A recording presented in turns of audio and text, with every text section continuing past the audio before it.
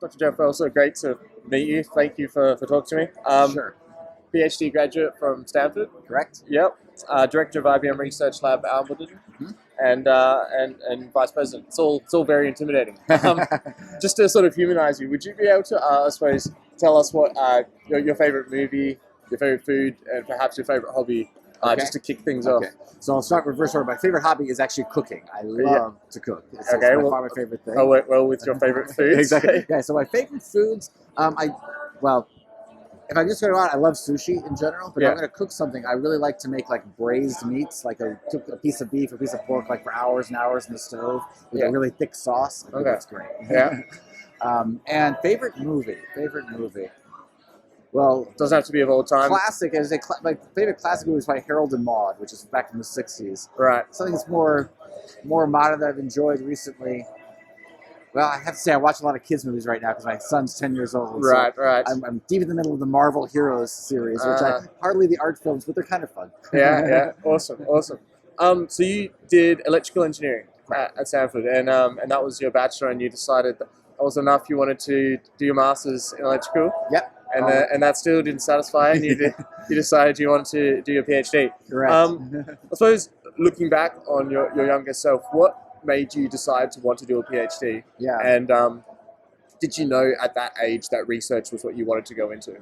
So I'd say two things. First of all, actually, growing up, my father was a dean of the vet school, so he was a professor. Yeah. And my mom was also taught there. So everyone I knew around me had PhDs. Right. Every man I knew had a PhD. Most women had at least master's. So it was like an arms race. Exactly. It's like a very educated area. So Yeah.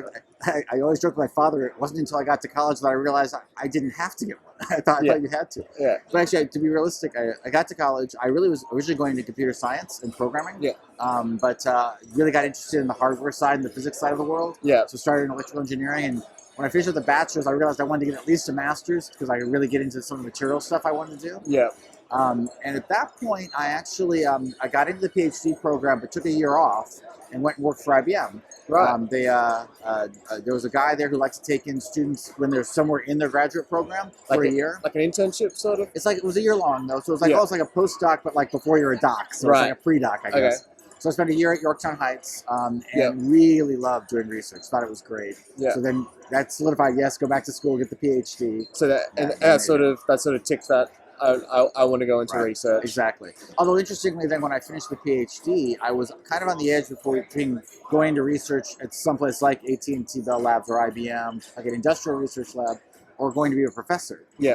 Traditional sort of research path. Yeah. Exactly. So I was kind of on the edge, and one of the things that drew me to IBM was when I started there in '95, they let me also teach at Columbia University for a couple of years. Right. So I had to kind of test the waters for a while. and Yeah. then decided- So that allowed you sort of balance both of your desires. And, Exactly. And I realized after that, I still love working with students. I loved working with students then. I continued to work a lot with universities, but I liked doing the industrial size research. having sort of like a business value for what you're doing. Awesome. Exactly. That segues perfectly. And now I suppose you're become the vice president director of IBM Research, Almaden. Not just any IBM research, but in sort of like a tech hub of the world. I suppose from starting your first position at IBM Research at TJ Watson Center, Correct. I suppose, what was your journey from there to getting to where you are today? Well, I think first of all, I think like most people, I didn't ever assume I'd be at IBM this long. I think I'd be here for a few years, try a new job. Yeah. But I kept finding new opportunities. And actually, one of the things I always encourage people who are at IBM to do is, there are so many different things you can do at this company versus having to change companies all the time. Yeah. So for me, I was a researcher. I loved it. But after about 4 or 5 years, I started managing the group, which I also enjoyed. Yeah. And I realized I liked being a manager. I could see more of the research, just doing my little slice. What was your slice? I was a device, semiconductor device person. So I focused on how you create like sort of the next generation of Moore's law chips, like new materials, new device structures. Yeah. So a lot of physics and fabrication in the lab. There's I suppose a big overlap between the electrical engineering and the physics. That's exactly right. Exactly. In fact, actually, my group in grad school was half applied physics and half electrical engineering. So we had that bent. So I like that part. Like doing the management, and then started talking to my managers about the fact that I thought I might want to go up more of a managerial track rather than a technical track. And that was just to continue to be a sort of overview Yeah, of different exactly. fields. I like the breadth. I like being able to get to see lots of different things, even rather than just doing my one thing. Yeah.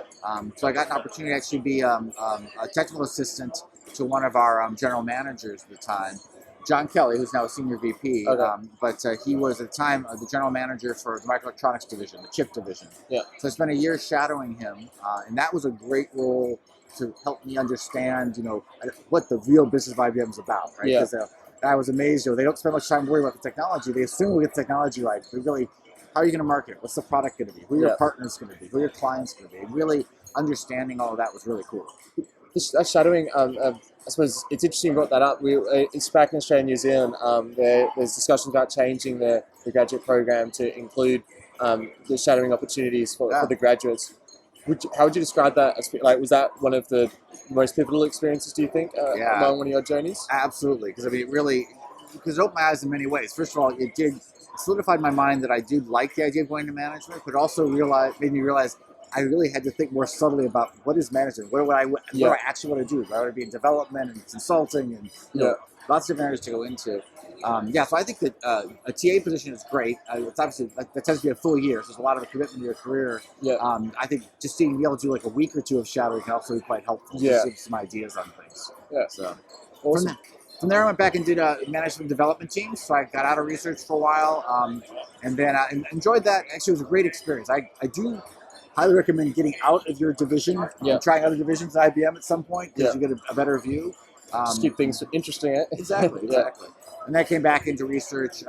Spent several years actually in a role where I was managing a consortium of companies, with IBM being one of them, of course, that funded university research in nanoelectronics. So I got to spend a lot of time there working with university professors, working with executives from other companies, including some of our competitors like Intel, TI, etc.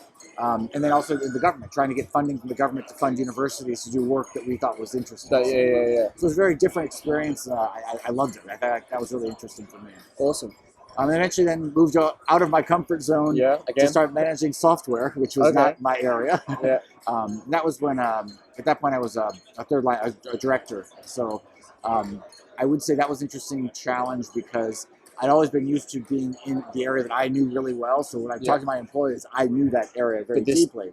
I don't know software. I mean, I can program, but I'm not a software guy. So it was very interesting. How do you manage a team of, I was in research again too. So these are all PhDs, experts in their field. How do you manage them and really help them if you can't actually help them technically? When you don't have the depth that they might have. Exactly. Yeah. Right. Wow. So it really is much more than about strategy and figure out your resources and how to allocate resources and how to trust trust, a lot of trust, and also getting, you do get good and better about understanding when people are talking to you, even if you don't understand the details, when something needs to be poked on a bit, and maybe is that really going that well, or are we having some trouble here? So you kind of learn that skill, but I think mostly it's about trusting, hiring good people, watching for good results, and then trusting them to continue to get good results.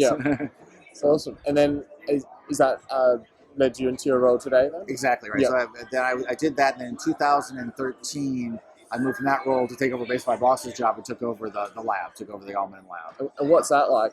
That is the best job in IBM. I think running a research lab, particularly one of the labs like Zurich, Haifa, Almaden, the ones that are a fairly large lab, but they're somewhat independent, is great. I mean, in some ways, they're good size. I've got about 300 researchers, so it's big enough we can really do cool things.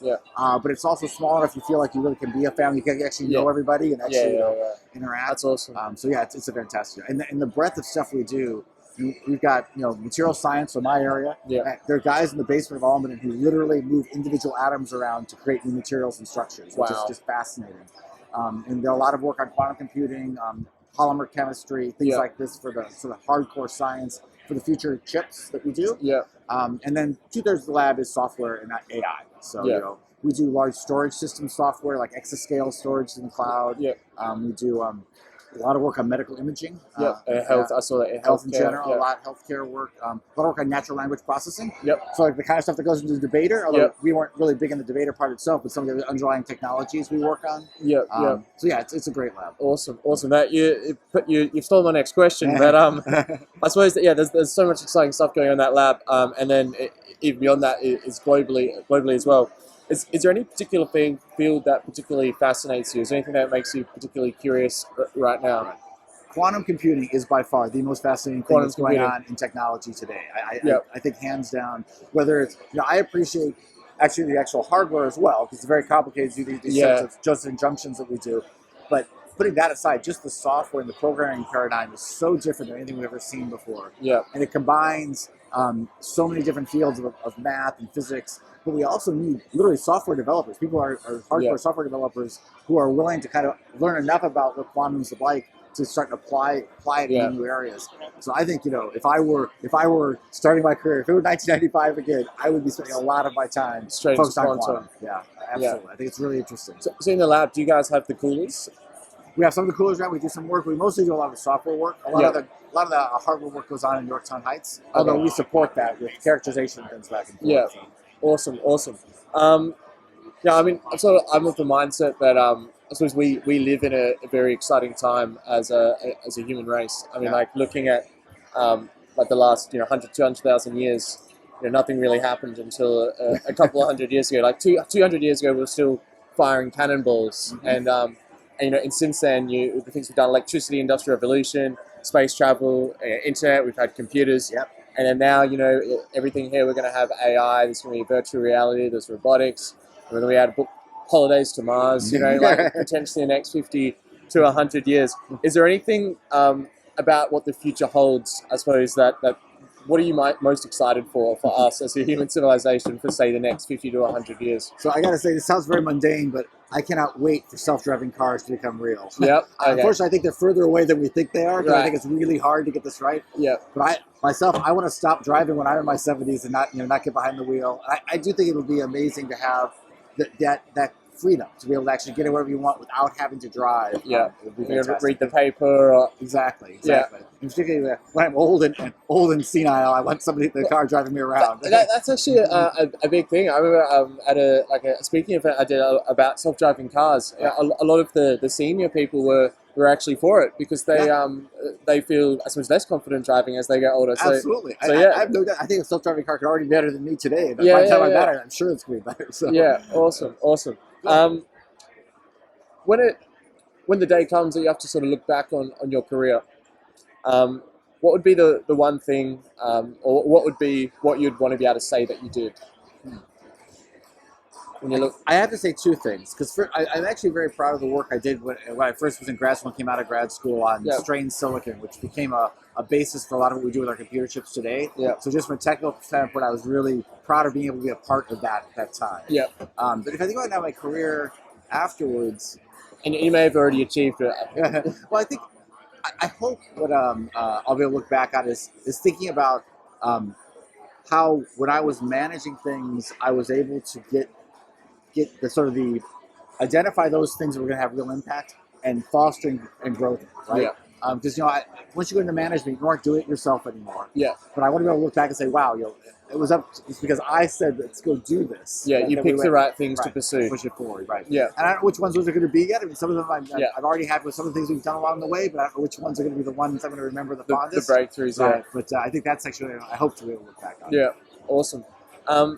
Is there anything that you wish you'd known when you'd sort of say started out in either back in when you were doing your PhD, or if you could go back and suppose and talk to a younger version of yourself, would there be anything that you would say? I would tell myself, don't stick with the programming and computer science longer. I mean, I would never have changed what I actually went into for my major and where I did it. Yeah. But as soon as I decided to go electrical engineering, I kind of just got enough programming under my belt to be able to use it when I needed to in the lab.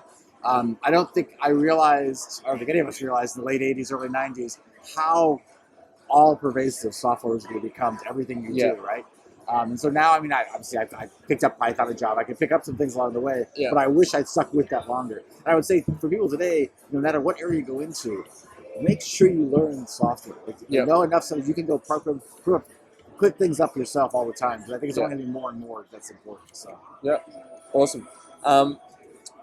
If you could only recommend one book to somebody, what would it be? Gödel Bach. Yeah, it's a book that came out in like the 80s or 90s, but it's all about it's a treatise on Gödel, who was a famous mathematician, Escher, of course, the artist, and Bach, the musician, And it really is a treatise just on intelligence, what intelligence is like, what's consciousness like, Okay. from all different aspects. I just thought it From a fascinating. mathematician and a magician. A musician, a Wow. mathematician, and then the artist Escher as well. Wow. It's analysis of this. It's written as a series of both sort of little parable-like stories, and then some more like depth behind it as well. I found it fascinating when I read Awesome. it. And for a fiction book, I loved Cloud Atlas.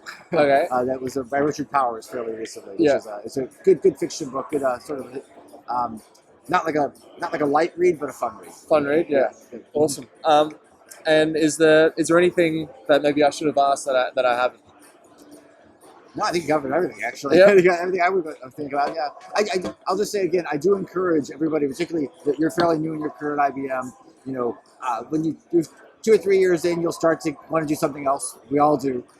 Make sure you're looking around all the time with an IBM to find it, because I have found that by staying with an IBM, I've been able to do things I never could have done if I'd left. Because I could never go to another company and say, I want to run your software group. They'd be like, why would I let you run my software team? Because I had no background in that. Yeah.